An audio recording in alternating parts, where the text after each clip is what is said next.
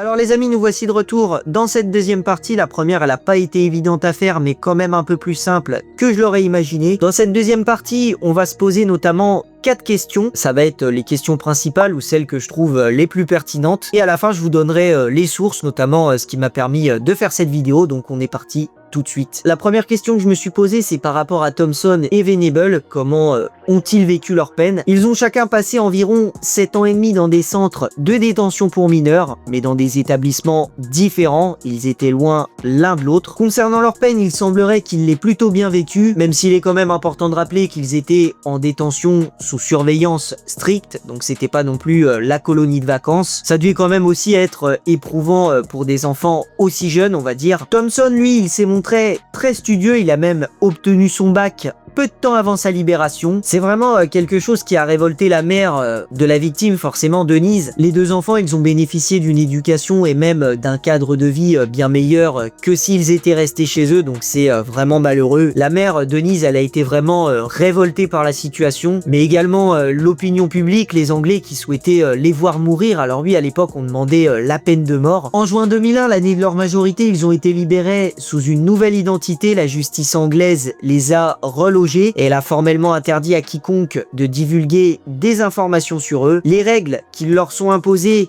lors de leur libération sont strictes, ils n'ont plus le droit de se voir, ils n'ont plus le droit de retourner à Liverpool et ils doivent se présenter chez un agent de probation toutes les 3 semaines. Au moindre manquement, à l'une de ces règles, il est dit qu'ils retourneront en prison immédiatement et cette fois-ci, ce sera dans une prison pour adultes et ce sera à vie. Alors vous trouvez ça injuste? Eh bien les Anglais, eux aussi, vous inquiétez pas. Donc ils ont dénoncé une justice qui semblait clairement favoriser les meurtriers, puisque les meurtriers, ils ont coûté énormément d'argent aux contribuables et également, on peut le dire, ils ont été protégés par la justice de A à Z. Alors maintenant, je voulais aussi revenir sur la deuxième question, une question qui me semble essentielle. On a parlé d'un trajet de 4 km et demi à peu près, ou 5 km, et ils ont croisé 38 témoins à ce moment-là. Donc, on va se demander pourquoi est-ce que les témoins ne sont pas intervenus. Alors moi, je vous donne mon avis, mais je pense qu'on peut pas blâmer les témoins. Alors vous allez me dire, mais il est complètement fou. Pourquoi? C'est tout simplement parce que je trouve quand même difficile de prévoir ce que nous-mêmes, on aurait fait à leur place. Il y a plusieurs raisons qui expliquent pourquoi personne n'est intervenu ou même n'a essayé d'arrêter le drame. Un drame qui au final aurait pu être évité bien plus facilement qu'on ne se l'imagine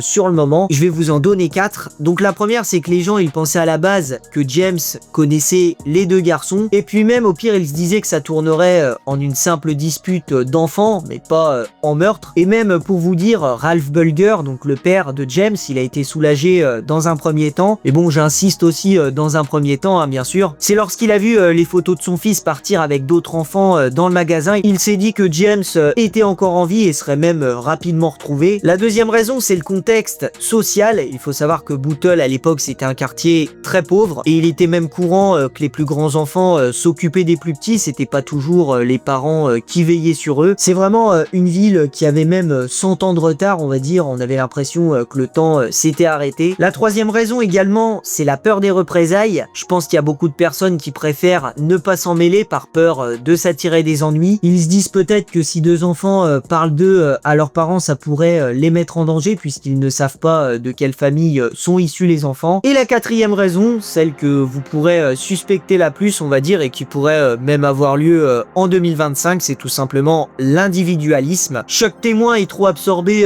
par sa propre vie ou se dit que quelqu'un d'autre interviendra à sa place. Et résultat, personne ne bouge. Donc c'est un mécanisme bien connu, on appelle ça le bystander effect. Alors la question, et ça c'est vraiment la question que je me pose le plus et même peut-être que tout le monde se pose, pourquoi ont-ils fait ça? Aujourd'hui encore, la réponse, on ne l'a pas. C'est même très difficile d'y répondre et c'est ce qui rend aussi un peu cette affaire aussi particulière. Comment deux enfants de 10 ans et demi ont-ils pu concevoir l'idée de kidnapper un autre enfant pour le massacrer de cette manière? Un enfant totalement innocent qui ne comprend même pas ce qui lui arrive. On sait que les deux étaient issus d'une famille instable. Thompson, il a grandi dans un environnement toxique, Venable dans une famille avec des tensions importante. Ils ont tous les deux été profondément marqués par leur vécu. Pour eux, passer du temps dans les rues, c'était aussi une façon d'échapper à la réalité de leur environnement familial. Ils étaient vraiment livrés à eux-mêmes. Ils avaient aucune figure d'autorité pour les guider ou même les remettre en place. Les experts, ils ont quand même discerné deux profils différents. Donc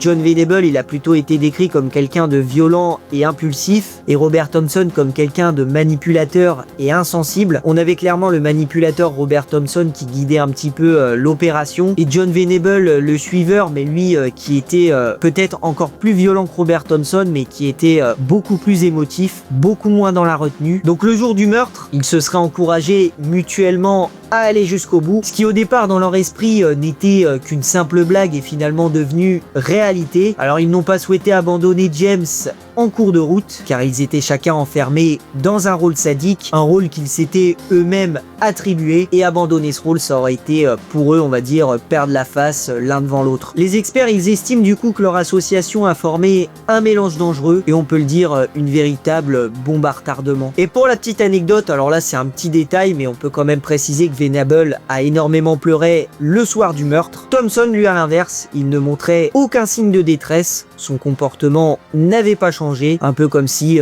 il ne s'était rien passé. Et donc, la dernière question, ce sera la quatrième. Que sont-ils devenus? Concernant Robert Thompson, c'est assez simple, et ça va être même assez court. Après sa libération en 2001, il n'a plus fait parler de lui, même si bon, en Angleterre, son nom, il reste associé à l'incarnation du mal. De nombreux médias et internautes ont tenté à plusieurs reprises de le localiser, mais bon, moi je vais pas m'aventurer là-dedans, vous ferez vos recherches si vous le souhaitez. Je vais vous dire que je peux vous donner aucune information fiable concernant sa vie après sa libération. Pour John Venable, par contre, c'est beaucoup plus complexe. Ce qu'on sait de lui, c'est qu'il est retourné en prison en mars 2010, à ce moment-là il était âgé de 27 ans. La police a retrouvé 57 images pédopornographiques sur son ordinateur, alors c'était pas de simples images, c'était vraiment des images criminelles et profondément choquantes. Pour vous dire, certains enquêteurs ont même dû suivre un accompagnement psychologique après les avoir visionnés. Il est sorti de prison 3 ans après, donc à ce moment-là c'était en 2013. À sa sortie, la police l'a placé sous étroite surveillance, alors ça, permettez-moi d'en douter. À plusieurs reprises, Venable, il a enfreint ses conditions de suivi, il est retourné à Liverpool, il a assisté à des matchs de foot, il a même revisité les lieux de son crime. Et en 2017, un véritable cauchemar a été découvert, et vraiment, je pèse mes mots. La police a retrouvé chez lui un manuel atroce. En gros, c'était le guide du pédophile, un mode d'emploi pour violer des enfants, mais également un disque dur. Ce disque dur, il contenait plus de 1000 images pédopornographiques de type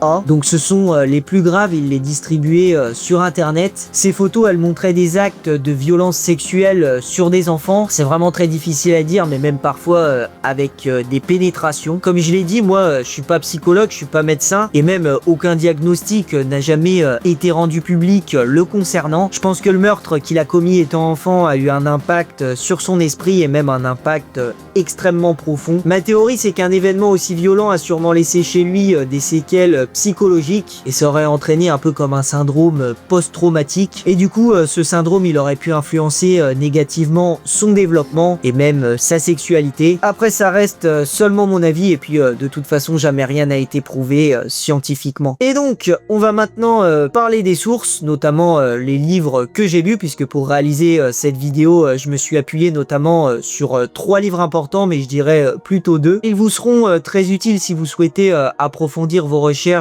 sur l'affaire, une affaire vraiment unique. Alors je vais tout simplement vous en montrer 2 à la caméra. Donc nous avons d'abord Des enfants tuent un enfant, donc de Gita Sereni. Alors je sais pas trop si on voit bien avec la lumière, je pense que oui. Et nous avons également La balade des enfants meurtriers, donc de Gita Sereni également. Alors vous faites pas avoir, parce que en fait ces 2 livres, c'est le même en fait, c'est exactement la même chose, il y a que le format et la couverture qui changent, avec notamment sur celui-là la célèbre photo du kidnapping, de l'enlèvement. Donc voilà pour ce qui est des 2 livres. Alors il est vraiment, ce livre-là, il est vraiment très intéressant, notamment la page 99. Gita Sereni nous donne son avis concernant le meurtre, sa théorie retenue. Gita Sereni, elle avance une autre théorie qui fait vraiment extrêmement froid dans le dos. Ce qu'elle nous dit, c'est inimaginable. Si vous êtes intéressé pour la connaître, procurez-vous le livre, il coûte pas très cher. Je me suis également procuré un deuxième livre, donc un troisième mais un deuxième, donc ça s'appelle Nous étions des enfants. Il a été écrit par Romaric Dalla Vedova. Je vous le conseille, je pourrais pas vous le montrer malheureusement puisque je l'ai seulement au format numérique. Il coûte 1 €. Franchement, allez-y, c'est vraiment le meilleur livre que j'ai lu sur l'affaire. Ça m'a permis, on va dire, de faire cette vidéo, notamment on apprend énormément de choses et même certains détails que je n'ai pas retrouvés sur internet. Pour 1 €, franchement, foncez, vous serez pas déçus. Moi je l'ai lu en 4-5 jours seulement. Mais par contre faites attention parce que si vous le lisez avant de dormir, il est possible que vous fassiez des rêves assez bizarres ou même assez violents. Moi en l'occurrence c'est ce qui s'est produit. Donc voilà du coup pour cette vidéo, cette deuxième partie, j'ai couvert l'affaire des enfants tueurs de Liverpool. C'est l'affaire criminelle qui m'a le plus marqué. Allez, à égalité avec l'affaire Sagawa. C'est vraiment les deux affaires qui m'ont le plus choqué. L'affaire Sagawa, c'est pour d'autres raisons. C'est plus par rapport à l'aspect nauséabond du type. Cette affaire-là, c'est plus pour l'aspect tragique, comme je l'ai dit dans la première partie, qui a brisé l'enfance et l'innocence. Je conclurai assez simplement en vous disant tout simplement merci d'avoir regardé cette vidéo et j'ajouterai également un grand hommage à James et à sa famille. Donc vive James, vive Denise et vive l'enfance. Salut tout le monde.